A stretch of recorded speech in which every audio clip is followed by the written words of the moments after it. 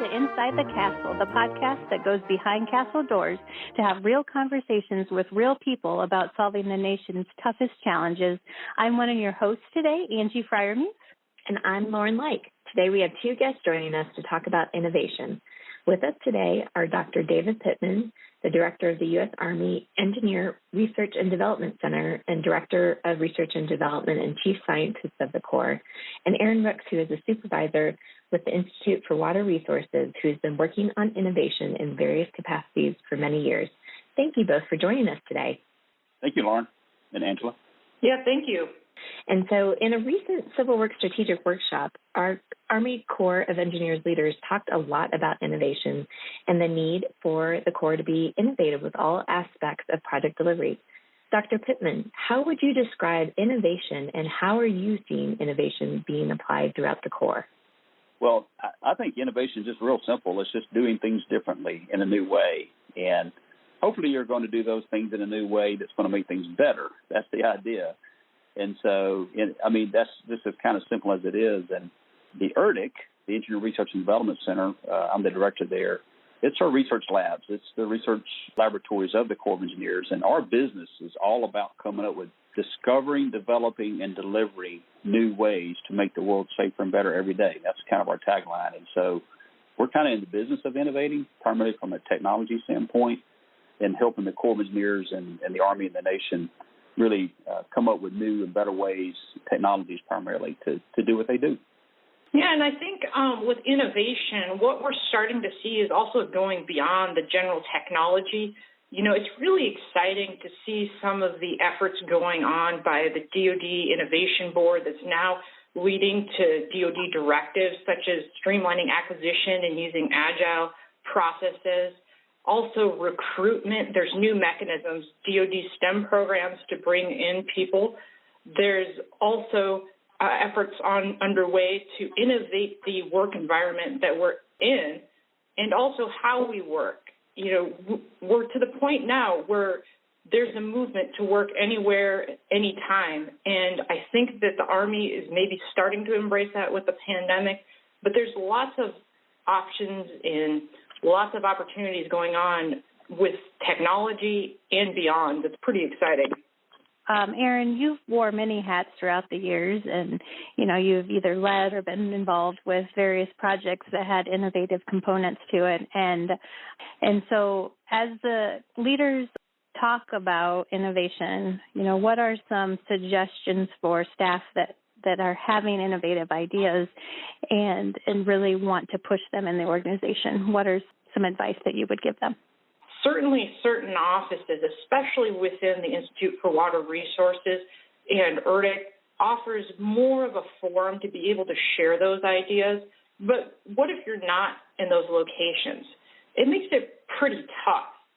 And it really depends at that point as to where you're at, what you're trying to do. You know, does your supervisor support you?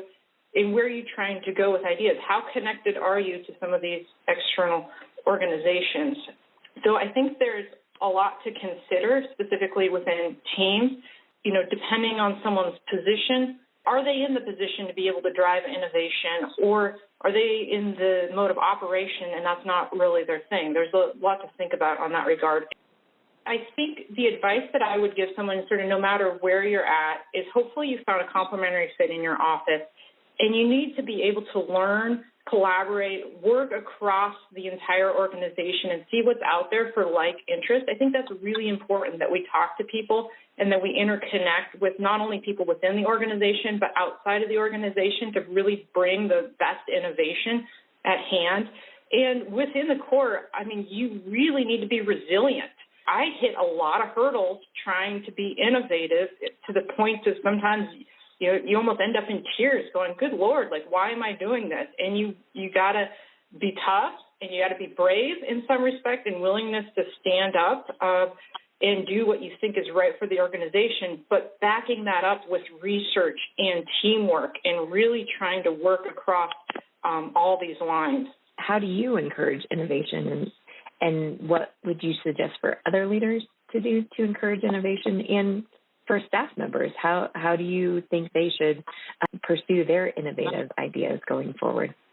Well, thanks, Lauren, and agree 100% with Aaron, by the way. He does great insights. And so in the ERDC and IWR, it's kind of our business, to come up with new ways of doing things. But I'm telling you, there's innovation across the core.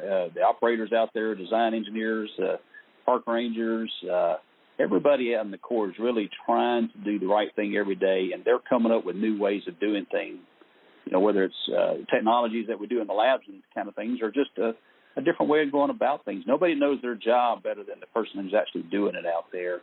And we're full, 35,000 people across the core, just very bright folks just trying to do the right thing every day. And so, what I encourage folks to do is, think about those things. We're really encouraging it from the top.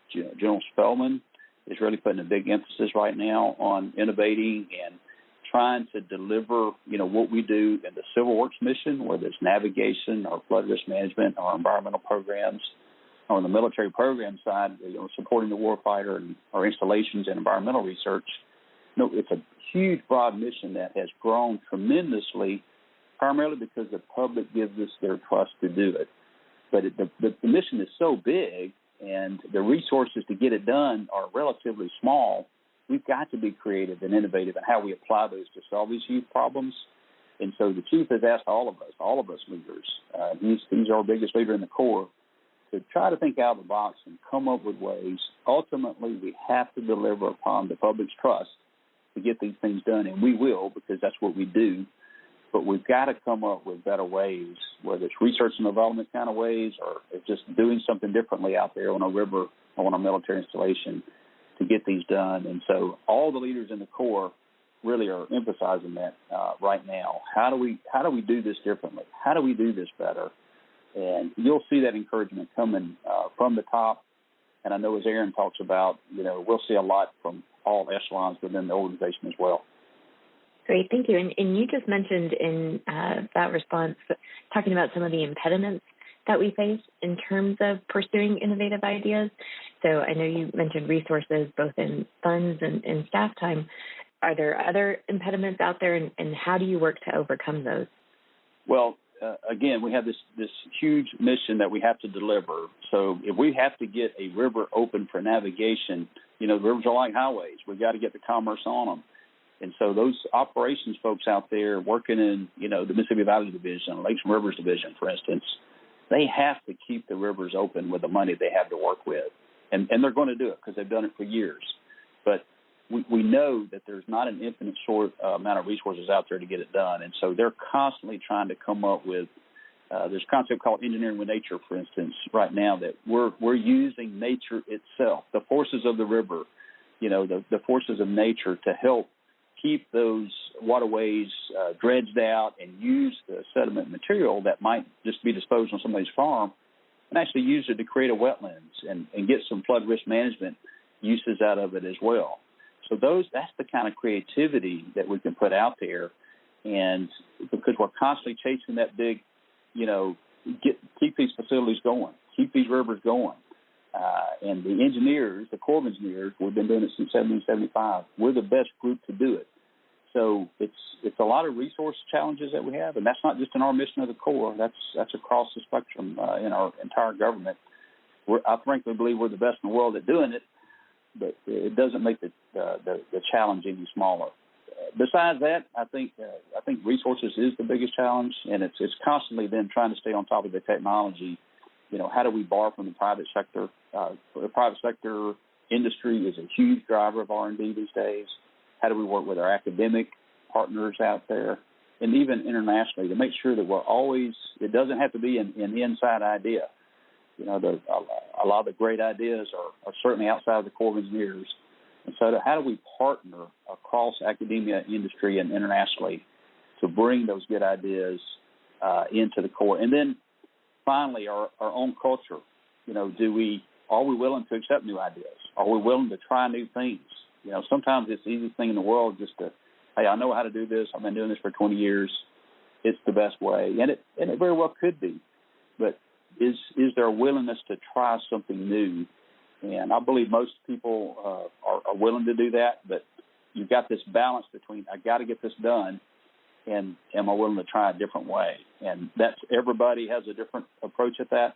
But as an organization, how do we lift that up so everybody say, hey, it's okay. And as leaders, we say it's okay to try something new, even if it doesn't work exactly the way we thought it's going to work. That's kind of a challenge culturally that a lot of organizations are facing these days. Yeah, adding on to that, change is hard. We all know that, and right. We are just like everyone else on that. Additionally, I think we have a knowledge gap of sort of basic technology in certain areas and innovation education and sort of that philosophy of building that culture. Of course, money is a big one. The way we fund things doesn't leave a lot of wiggle room for innovation and applied innovation. Rules and bureaucracy. I had a mentor once that joked about the efficiency police, and it wasn't until years later that I sort of understood that right when you think that you're being innovative and you're improving things, the efficiency police will catch up to you. Bean counting, I'm sure we're all aware of that terminology, but the lack of some basic technology in some offices, I think, hinders us. Additionally, looking at our office environment and recruitment, are we really inspiring change? Are we inspiring people to want to work for us and to get the right recruitment? We have a problem in that legacy systems are out there. They're expensive, but they're critical.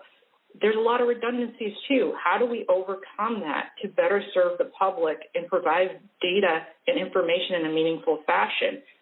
And what's out there? We're really good at looking at our own path forward, but how do we look outside of the Corps of Engineers and steal from some of the things that are working? Challenge.gov, 18App, DoD Innovation Board, GSA, they have some great examples. Acquisition, as I mentioned, is starting to be reformed, and that's a huge area of improvement and where we can overcome some challenges. And then just leadership. There's a lot that leaders can do to create that environment. We need to be able to fail quickly so that we can innovate and make incremental changes. We need the support for innovation education.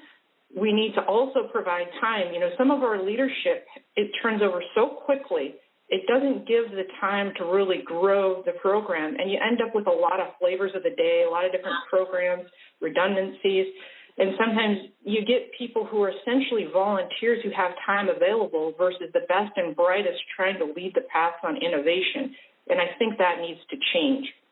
But I do believe that we have a strong tradition of being innovative and doing some amazing things for the country to provide public service. And we have some great staff across all of our offices, especially on Institute for Water Resources and ERDIC, working on data and data management and how to better provide that to the public that is exciting and will provide new opportunities. But that multidiscipline approach, setting the culture, being able to look outside of our box and build from what's already working incrementally, I think are ways to overcome those impediments. So talking about building trust and partnerships and then also change, right? Recently we all had a change in environment and we became more virtual. And speaking of innovation, has it been easier or more difficult to be innovative and build or maintain those innovative cultures within your organization in the current virtual environment that we're in? So Dr. Pittman, I'll go to you first. Oh, yeah. You talk about innovating. Just as you said, Angela, we've had to innovate just to do what we do every day since COVID started. When we all went home, essentially in March, we thought, oh, my goodness, is this going to be a week, a month, 6 weeks? Certainly we'll be back to work. And yet, I'm sitting in my house right now talking to you because we're mostly teleworking, and that's true across the Corps. At ERDIC today, we're probably about 25% of our team is actually on the job at our physical location where we do our work most of the time. And the other 75% is doing a brilliant job right at home. And, oh, by the way, they're dealing with children going to school. They're dealing with a spouse that has to go to work. They're dealing with life while they're getting this amazing job done every day. And I think that is just a tremendous testimony to just the innovative, persistent professionalism, creativity of our entire team. And that's not just at ERDIC. At ERDIC, again, about 25%, are coming in every day, and most of us are teleworking and putting in a lot of hours. But we also looked at our productivity. We looked at, hey, we got this huge program. We had a record program in ERDIC this year. The Corps of Engineers had a record program. how far are we getting behind? Are we actually getting things done? And we actually measure that weekly, monthly, and only about less than 10% of our projects were actually delayed by any amount, and 0 of them were canceled because, is just like in the Corps and we work for others on a lot of what we do. They were stymied. I mean, so the people we're working for, they're going through the same thing, and so we're kind of all in this together, and didn't lose one project. We managed expectations well, and now we expect 21 to be even bigger than 20. So we had to innovate to get through this, and I think it's a testament to our team, our adaptability. By the way, we took on a huge mission when this happened. Just a few days into COVID, we took on this alternative care facility mission because the chief was asked by Governor Cuomo in New York, hey, I need hospital beds. I'm running out of hospital beds. And that started it. In the end, we built thousands of additional beds across the United States. Every district, every division was involved. The IRDC was involved. The IWR was involved. And we were able to deliver, again, 15,000 beds across the nation to help with the bed capacity issue that we were facing, particularly in New York and Chicago and other high-density populations where it was affected initially. So we innovated on top of innovating. Very, very successfully delivered that, and we're still dealing with it. So I think it's kind of the new normal, as Aaron was talking about a little bit. How are we going to adapt to this? I don't think we're ever going back to the way we were doing business in January, frankly, because we've figured out how to do this now. And in some ways, it's actually better, I believe. Productivity is up in some ways. We've learned how to do this. I have communicated by WebEx, Teams, Zoom, FaceTime. I live on the telephone these days. I mean, so we know in some ways how to communicate even better than we did before. I think the silver lining is we're learning how to adapt, how to do things differently. We did it because we had to, frankly, but we did it, and we learned for it, and I think in many ways we'll be better because of it. Yes, absolutely. I am super impressed and proud to be part of the Corps of Engineers because I really think we did step up in a time of need, and we were very innovative in our approaches on how we did everything. Aaron, I did want to toss it to you and see if you had anything to add to that. Yeah, I think we're in a paradigm right now that really presents an opportunity. GSA has embraced this for a long time, and I think it's a really good government model. They actually issue people hotspots and essentially give them the freedom, but trust them to work anywhere they want, when they want. And it's amazing what's coming out of there innovation-wise, and I think it's a great example of what we could be doing and doing more of in the future. Clearly, this has emphasized the importance of the cloud, providing data services that are more accessible. In our office in particular, we have focused programs on innovation, one called New Horizons, and I think that keeps us centered on keeping that innovation culture within our office. And we have other activities going on as well. But it really is an opportunity that we should take advantage of when it comes to recruitment and creating a culture where people do feel trusted. Now, taking a step back, what did we see when this all happened at the end of the last fiscal year? It seemed like less people were traveling, and that initially seemed as a negative. But what we saw also was an increase in productivity, and that was pretty neat, and you could see that in several metrics that went on. Forbes actually talked about this recently, and they said one of the downsides when it comes to innovation and not being in the office is the serendipitous encounters that we have when we bump into somebody in the office and you start talking and these ideas start flowing. So I do think that that's a bit of a challenge that we face. We did a recent survey, too, of our staff, and it seemed to suggest in general that people were pretty happy in the virtual environment, but equally there was a group that was missing that face-to-face encounters. So on one hand, I think for some people it's a thriving environment. It gives them time to think a bit more about what they're doing and some of the innovation and I think innovation comes from sort of a relaxed atmosphere when you have some time to think. You're not putting out fires on everything. But there's certainly a group of people that thrive, and certainly innovation that thrives with those face-to-face encounters. So I think it's just a little different, and it's emphasizing new things. But again, a huge opportunity for the Corps of Engineers if we take it and we run with it. Great. Thank you, Erin. Yes, I completely agree. And this is definitely, as you both have highlighted, an opportunity for these innovative ideas and really adapting as an organization to our changing times. So it's been interesting to see how as an organization, we've adapted going forward. And, we wanted to transition a little bit to talk about those examples of innovation that you've seen. We've talked about innovation from a 10,000-foot level, but wanted to dive into maybe some of the great examples that you've seen on innovation throughout the Corps. So, Erin, I'll toss it to you first. What are some of the great examples of innovation that you've seen? Yeah, so there's some really awesome stuff going on, and I wish I had more time to dive into all of it. The one that really stands out for me is going back a couple of years, but still very cool, is down in Jacksonville District. I was doing some research on unmanned aircraft systems, and specifically Victor Wilhelm and the group down there work on unmanned aircraft systems, small ones. And they designed through a 3D printer, a device that actually held little bugs. And they figured out how to make these little bugs sort of fall asleep. And what's the purpose of this, you're probably asking? Well, they're working on the Everglades, and they're trying to treat an invasive exotic species. So these little bugs, when dispersed, would actually eat this specific plant. And so they found a way to put them into this little 3D box and then deliver them through a small unmanned aircraft system and attempt to target these species. So I haven't followed up with them in terms of how effective it was, but it's that sort of innovative thinking that I think is what's driving sort of the next generation technology-wise.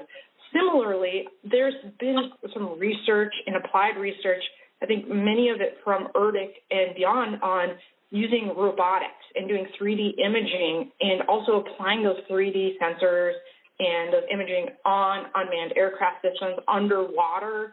When you start putting these technologies and you start bringing them together, it's really incredible some of the products that you can get out of it and the ability to quickly identify, say, problem areas, whether it's pipes or levees, other things going on.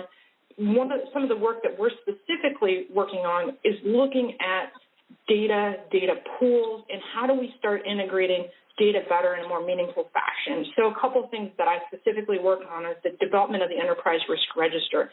It's an online application that's meant to be completely transparent, but also accessible to not just planners, engineers, but the whole gamut of those who have a CAT card.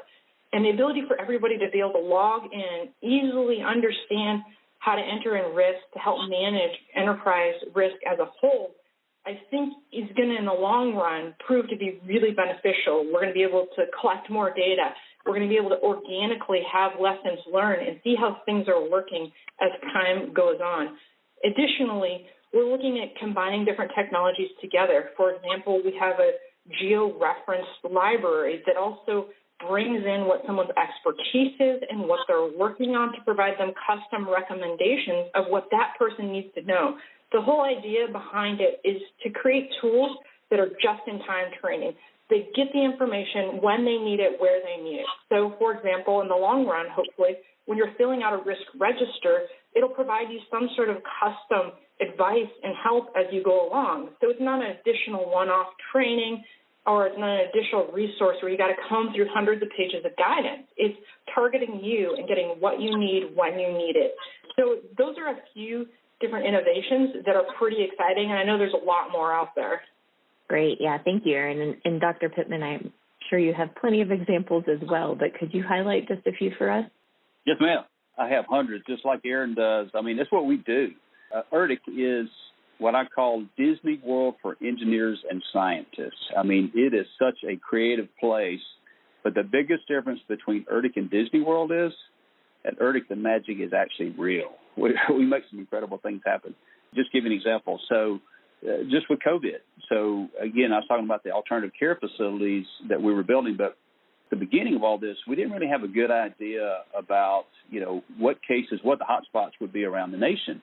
medical science isn't our mission, right? We're engineers and scientists sort of in the civil and military engineering fields, but we actually have people trained in epidemiology just for some of our social cultural modeling. And we pulled a team, just like Aaron said, some of the best work is always multidisciplinary. So we had epidemiologists, we had civil engineers, we had data scientists, we had other kind of modelers, and put together a team that was able to do some COVID modeling simulation forecasting, essentially, for where would the hotspots be.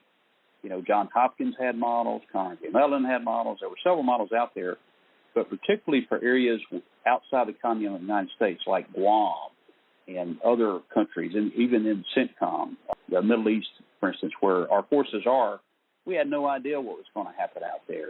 And so we put together a team in a matter of just a few weeks, had a modeling and simulation capability that could predict where COVID was going to hit, what the epidemiology curves were going to be, pretty much across the United States and hotspots around the world. And it didn't exist just a few weeks earlier. And now it's actually one of about 16 models that's featured on the CDC's website. So who would have thought, we'd have the capability to pull together something like that just that quickly? And that's the kind of team we have. I mean, whether it's environmental science, geotechnical and structures work, information technology, our coastal and hydraulics lab, construction engineering, co-region engineering, or geospatial research, that kind of collective talent across the board, working with, again, a lot of our partners, can come up with some of the world's best solutions out there. And that actually reminds me, one of the things that you're talking about, too, that I think is really important that we point out, is the use of sort of this user-centered design in agile development, which it sounds like you embraced for that specific project, is being able to bring together quickly the people who are impacted by the final product, get their input, and then design a little bit, redesign, and fail quickly if you need to, but get to that product, much quicker than trying to do a whole design and then build out. It's the very quick sprint that I think is the future of where innovation is going and should be going. Absolutely. Yeah, I'll give you another example. We had an example where when we do our physical models, so we have a coastal and hydraulics lab, which is kind of our original lab in ERDC. We started back in 1929 after the Great Flood of 27. Started with physical models of all the nation's navigable waterways. So the Mississippi River, Ohio River, intercoastal waterways, every port in the United States and many overseas, all started with physical modeling, these scale models that we have in these huge hangars in Vicksburg. By the way, come and see us if you never come. Anybody listening to this podcast wants to come see us, please do. It's just fascinating. But the challenge was after COVID was, first of all, getting and building those models. And then secondly, when we do build a model, it might cost $1 million to build a model of a port, say, of Anchorage or a port of Charleston.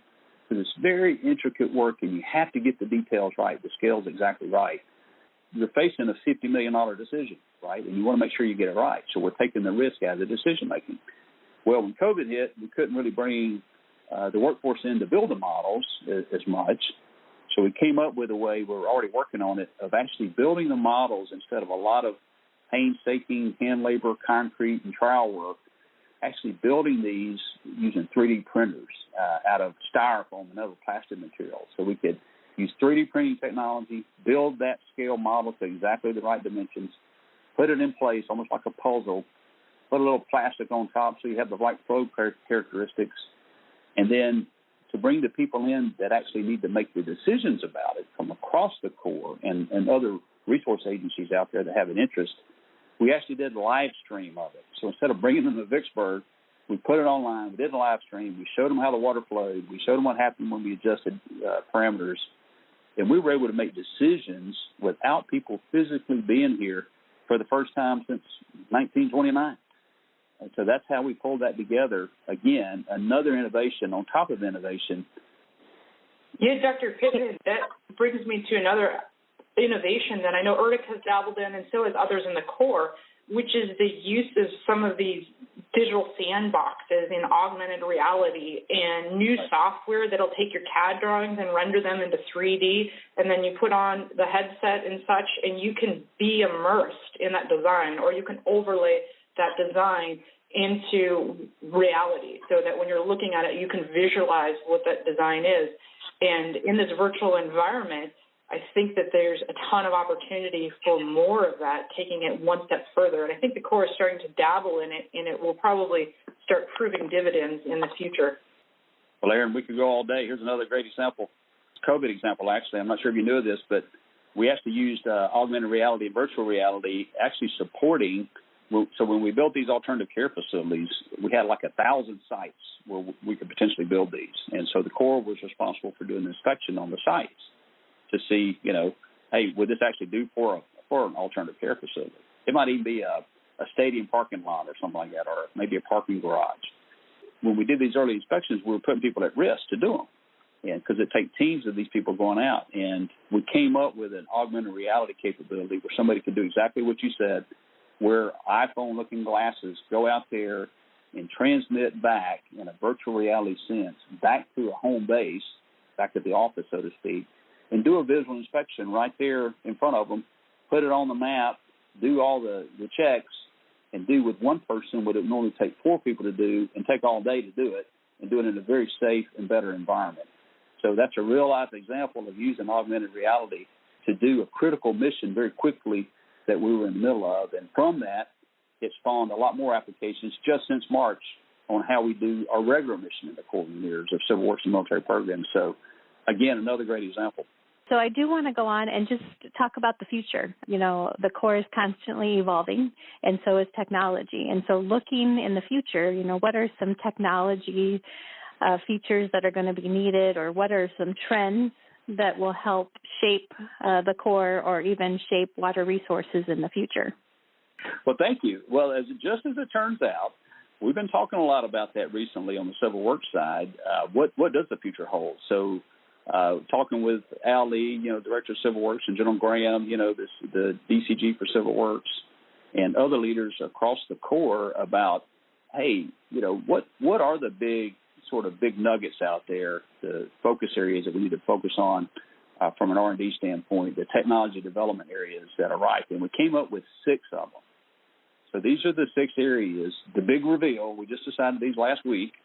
These are the 6 areas we think offer the most opportunity for change and benefit inside the Corps in the Civil Works mission. By the way, we're going to do this for military programs starting tomorrow on the military programs mission. But one is called sustainable species management. So you've heard of harmful algal blooms, you've heard of Asian carp, these species that are out there, whether the plants or animals, that really inhibit us from doing our mission well and just cause all kinds of problems out there. You got to come up with technologies to deal with that, to mitigate those issues in the future. Another one is just our water resources research, water resources infrastructure. We got an aging infrastructure. It's failing around us. We got to come up with new materials, new technologies, new prediction models that make it last longer. We have innovations in sediment management. We spend hundreds of millions of dollars a year just moving mud around, and so how can we do something better with that? How can we make more beneficial use of that sediment, not just to get it out of the riverbed, but make wetlands out of it, get some great beneficial use out of it as well simultaneously. Another one is, this is a little tricky, comprehensive hydroterrestrial risk management. I almost can't say it. It's basically it's hydraulic modeling on steroids. So we have all these great models out there, and some of the world's best, by the way. And how do we take it to the next level so that if I've got rain coming down in Iowa or Upper Miss, Fargo, North Dakota, how do I know it's going to impact in New Orleans 6 weeks from now? And by the way, with a hurricane on top of that coming in, we've had a record hurricane season. And oh, by the way, why don't you lay some COVID on top of that and see what happens? So how can we model that much more effectively so that we can reduce our cost of actually doing flood risk management, for instance, or navigation?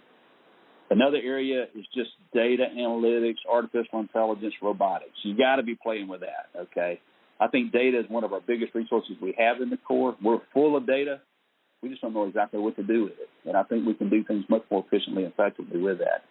And then finally, the big mission of the Corps we're calling it crisis mitigation response.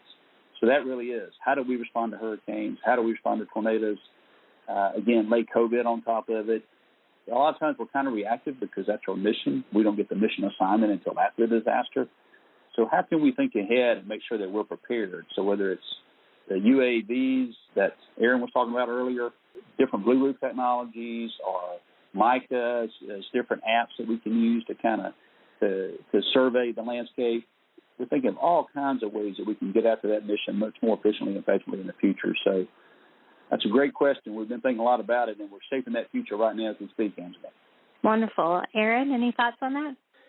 Yeah, well, I think that what Dr. Pittman laid out is very robust and also very holistic in covering a lot of the mission areas across the Corps. And I will invite you, please come and talk to us, because the Institute for Water Resources, we're definitely touching on these. We have the Hydrologic Engineering Center out in Davis, who is the experts in H&H modeling and so on. So please reach out and say hello. But I think that the technology, the trends, where we're at, right now at the Institute for Water Resources, and in cooperation with headquarters and beyond, is they're working on the Civil Works business integration, which is all about data. And they're trying to get the technology to the point where we really can take advantage of what's coming next. The key is to free our data and make it meaningful. With that said, what technologies are out there? We have things such as data pools that we need to be able to grasp. We need to consolidate our data. We need to use RESTful APIs so that we can make more use of the data we have and make it more meaningful, more sharing. We need to share good data across USACE, not just for our own sake, but for the sake of other agencies and the public. When we do that, we will create products. Products will be created that are not created by the Corps of Engineers, but others that will become much more meaningful and useful to users at the end of the day. Specifically, next level technology, blockchain. It's one of those things, you look it up, and I'm still trying to get my head wrapped around it, but I'm telling you, it's going to change the way we do business. Blockchain is absolutely out there. It's coming. The sooner we can start looking at it and embracing it, the better off we're going to be. Some of the things that Dr. Pittman mentioned, robotics. I'm not endorsing any companies here, so let me make that clear, but if you look at some of the examples out there by Boston Dynamics, incredible robots that will be able to do some of the data collection that we can't get to easily, and be able to then pair that with artificial intelligence. We put that on a platform that manages the data well, and the endless possibilities. I mean, we're really just limited by our creativity when you start piling up innovations together, the augmented reality, data processing, 3D renderings. But looking outside of that, again, the trends, more and more people are working remotely. They're working in innovative arrangements, working anytime, anywhere. And the recruitment avenues are continuing to get better. And I think that kind of soft skills and how we manage our own people is going to be more of an emphasis and continue to push innovation forward. Other things out there, personal assistant devices, and how does the data we have work with those? How can we use those to make our workplace better? So there's a ton of things out there. Challenge.gov has been around for over 10 years, and I don't think we've even tapped into the power of that yet. The Dutch are using sensors on a lot of their infrastructure, and when you put that with the environment that we're talking about as the future, it really opens up so many more doors to better manage our infrastructure as a whole. Social media has been used in crisis management by other organizations for a long time. There's some studies that show out there that the public, 1 in 3 in the public would post to public media in the event of a disaster or a crisis, and they actually expect us, government, to be there within 60 minutes. How are we responding to these needs? How are we using social media to recruit and identify the public that is impacted by our infrastructure, by how we're managing things? How do we better engage in crowdsourcing, citizen science, policy development? There's a whole realm of things that we just haven't quite got our hands on yet, but others are out there, they're innovating, and we just need to learn from it, steal it, and hopefully be better for it.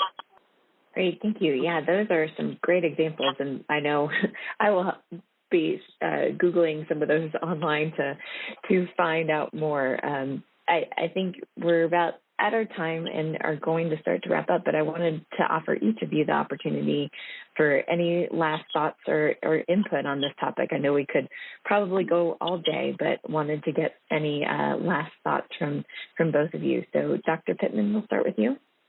Yeah, well, thank you, Lauren and Angela, for putting this podcast together. I mean, I think that's a great innovative thing. It, frankly, is just one more way of, communicating with our team across the core, inside the castle, so to speak. Just what are those ideas out there? So we have something called the Technology Innovation Strategy, if you've heard about it. It's something signed off by the chief, the great Seminote, one of the last Seminotes he sent, General Seminote, before he retired. And it really talks about, discover, develop, deliver, sustain and connect. But that last piece, that connect piece, was connecting all these pieces together across the core. Knowledge management is another word for it. But, how do we connect better? How do we learn from each other?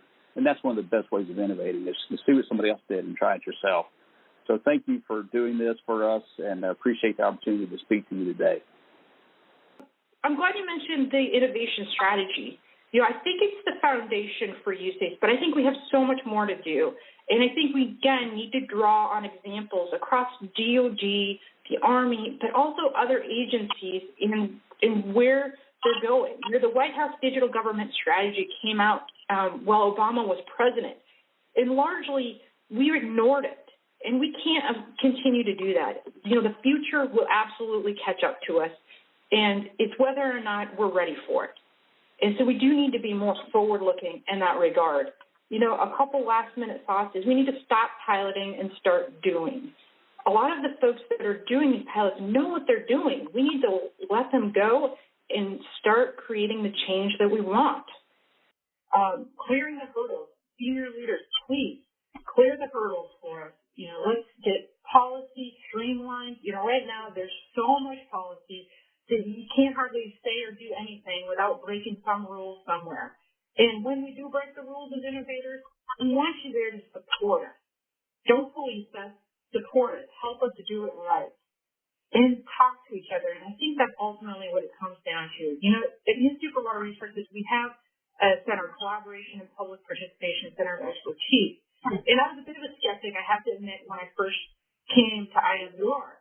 But the more and more that I'm there, the more I see the value of collaboration. And one of the ideas that has this shared vision planning. And it really is getting all the stakeholders in the room and talking about the problems and working together to solve them. And that, I think, is fundamentally innovation and where we need to be. It's getting everyone in the room. It's not necessarily top-down driven. Certainly top-down driven creates the environment and the culture and support. But we have to, from the bottom up, make people feel comfortable to work together, call up people outside of their office, and solve problems at the end of the day. And it's an attitude. We need to recruit the best and the brightest who are focused on problem solving and learning. I don't care what discipline you're from. I care that you want to solve the problem and work together. And I think that's key at the end of the day. Thank you both. And you both highlighted the importance of communication. So, we definitely want to keep these podcasts going. And with that, I want to reach out to our listeners and say that we want to hear from you. What topics are important to you and who would you be interested in hearing from? So please let us know by emailing the infrastructure team email at cw.infrastructure.team@usace.army.mil. And we would love to get those suggestions as we continue to do these podcasts. So thank you, Dr. Pittman and Aaron, for joining us today for this edition of Inside the Castle. We really do appreciate your view and your insights on innovation. So until next time, be safe, be innovative, and be revolutionary. To provide your feedback, email us at cw.infrastructure.team@usace.army.mil. Stay tuned for additional Inside the Castle podcasts as we explore life inside the core and revolutionize civil works together.